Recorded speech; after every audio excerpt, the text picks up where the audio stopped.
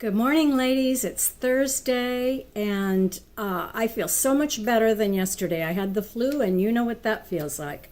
Thank God I didn't have children to take care of. Husband took over the house and made me feel much better, and God healed me. We're on class 12, and I'd like to give you a definition of what I think we are in the home.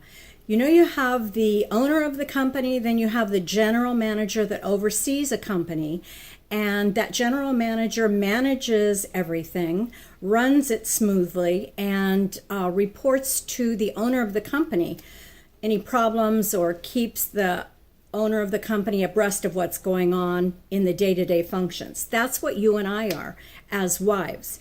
We are not just housewives. We are like a general manager, a GM. Okay, I looked up GM in the dictionary and it said, if hired, a general manager of administration is responsible for overseeing all administrative functions in your business. A major part involves leading and directing employees.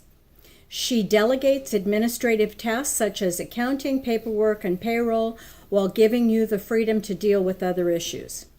Okay, ladies, you and I, we are running a very important home.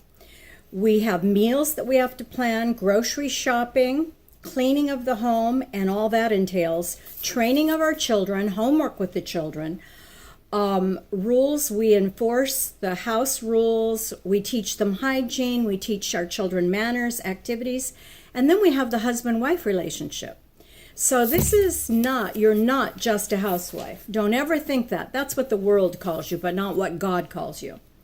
Last week, the last two things that I mentioned that God brought to Shirley was number one, Psalm 91:12.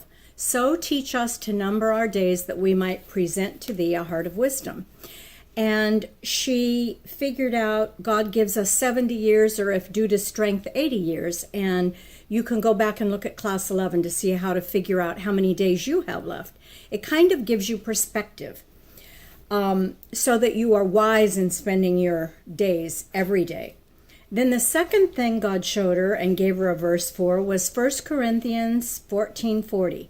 Let all things be done decently and in order. And we talked about giving a time tithe to God, taking 24 hours in the day, deducting 9 hours or 8 hours, and then the remainder hours you have left in the day, multiply by 60 minutes, and then take 10% of that. And for Shirley, it was an hour and a half. And give God that time for him and you. And I recommended a Bible study for you as well. Okay, let's see. We also talked about adapting to our own husbands, and that it takes prayerfulness, and your house will run so much smoother. You will have peace in your house if you adapt to your husband. Both husband and I were early risers, so it worked out well. If you are a late sleeper, try and adapt if your husband's an early riser, and just deny yourself a little bit of sleep that way so that you can enjoy time with him on the weekends. And you have children to get up for school and all. And this week we're going to talk about the house cleaning part. And some of my ladies, they did not have mothers that taught them how to clean a house properly. Remember, you are a GM, so you figured this thing out. But I made a sheet to work from. Not all of you are going to use it, but you can take some tips from it. And I'm going to post it on the God's Plan for Wife and Mother site today, so you'll have that as a resource. It just gives you daily, weekly, monthly, quarterly things to do just to keep abreast of everything in the house, so it's not a complete disaster. And you want to keep your house running smooth. Remember, you're teaching your daughters. If you have daughters, you're teaching your daughters how to run a household themselves. And this is important to God.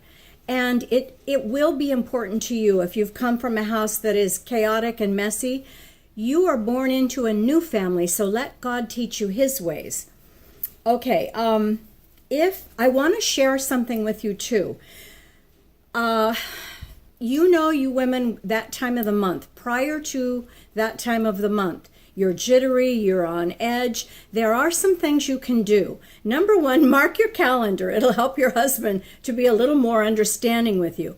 But I'm going to give you a tip that helped me. If you take evening primrose oil in capsules, they work in the long term. So if you take them every day, I think it's 1 capsule a day, it will help regulate your hormones and it will calm that jitteriness. And it takes a few months to take effect because it's a natural supplement. So that's a tip for you. But other things that I can give you as a tip is if you blow up, I want you to write these things down in your daily journal. If you have a quiet time journal, I would recommend, I just used a steno pad. I got it husband always buys them for me at Walmart. And you can mark the date on a sheet. On the left-hand side, put date, put the time, put situation, and your response. And ask God to give you wisdom. What did I do? What was going on here? A lot of times it will be what you're thinking of. I remember hearing Joyce Meyer talk about she would be like a pressure cooker all day, not guarding her mind. And she has a book called The Battlefield of the Mind, and it really tells you everything starts here and it goes to your heart. And man speaks from that which fills his heart. Woman speaks from that which fills her heart. So you need to guard what you're thinking on. And that is part of your armor as a Christian, the helmet of salvation. It's bringing every thought captive to the obedience of Jesus Christ. That will help you.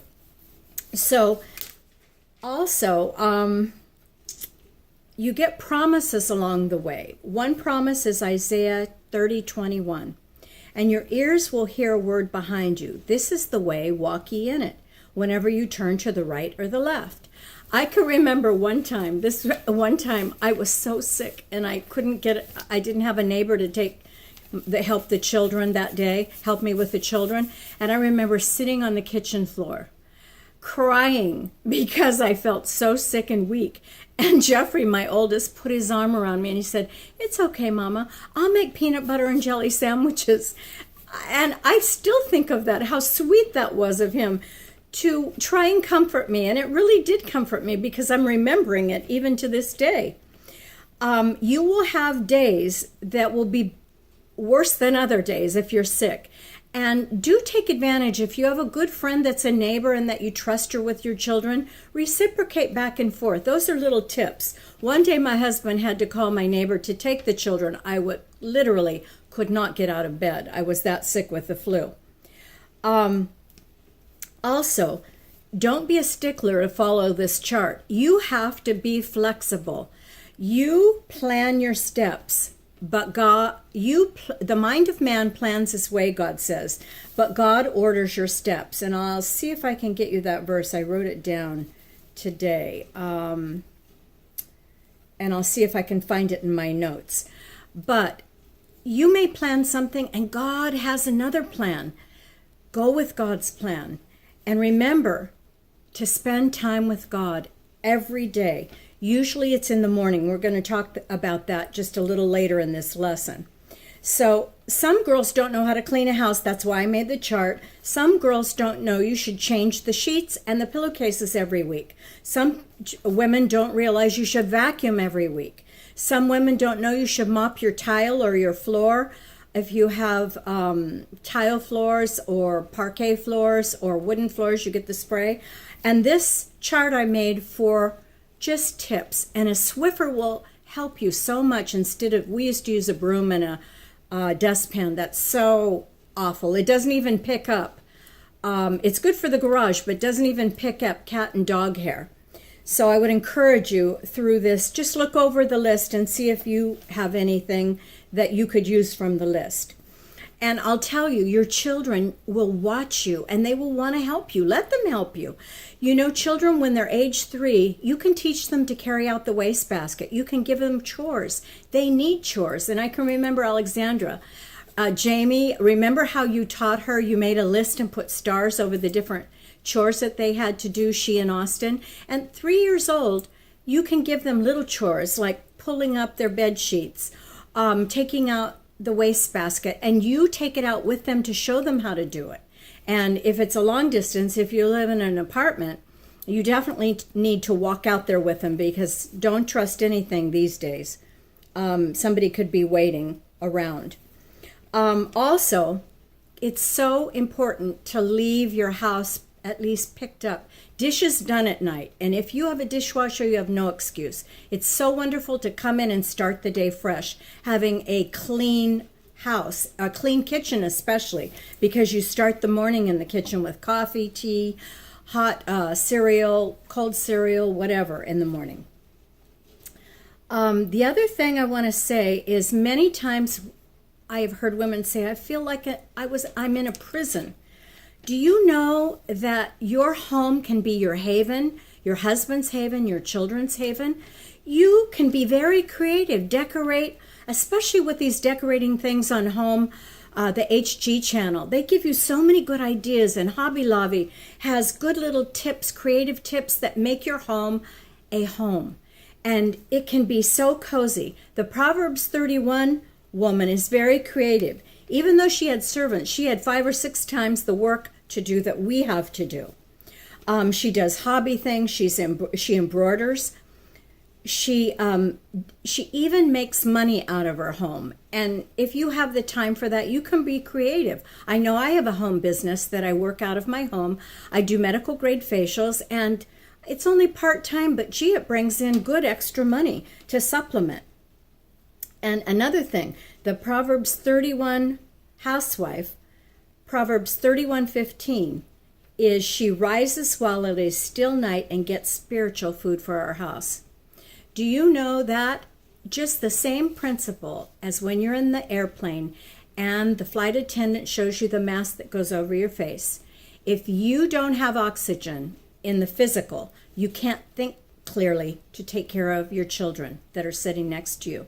In the spiritual, if you do not feed yourself spiritually every day and have a vital relationship with the Lord, you will not have the guidance, the wisdom, the instruction for your children that is needed, especially today. Look what is going on in the world. And I want to tell you, moms, a very important thing. Remember this, write it down. If you stay calm and your child sees you trusting and calm in the Lord, going on your knees to pray about everything, you teach your child more than 1,000 words. You bring calm and peace to them by how you act. If they react to how you act, they're little reactors. And if you stay calm, they see you go on your knees, pray to God, cry to God, get wisdom from God, and then come out calm and peaceful because you have God as your source of strength. You show them the way. And getting up, rising up early, I asked God, Lord, get me up before my children in the morning. And he would. He started to waken me early in the morning, like 3 or 4. And at first I thought, oh, this is crazy. I thought, what am I doing? And I turned back over and went to sleep. And it kept happening. And I said, okay, God, you're showing me. So I would get up when he woke me up. And I would go out to the living room with my Bible and my steno notepad, and I would have time with him. And sometimes I would just stay up the whole time until they got up. It was so good. Other times he would just give me something, and then I would go back to bed and wake up at about 5:30. You will develop a pattern, and you need to do this. It will be a pattern every day for you. And I have carried this on my whole Christian life, and it's about 43 years now.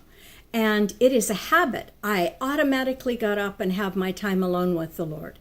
And then I have prayer time, and I have extra time now because I don't have my children at home.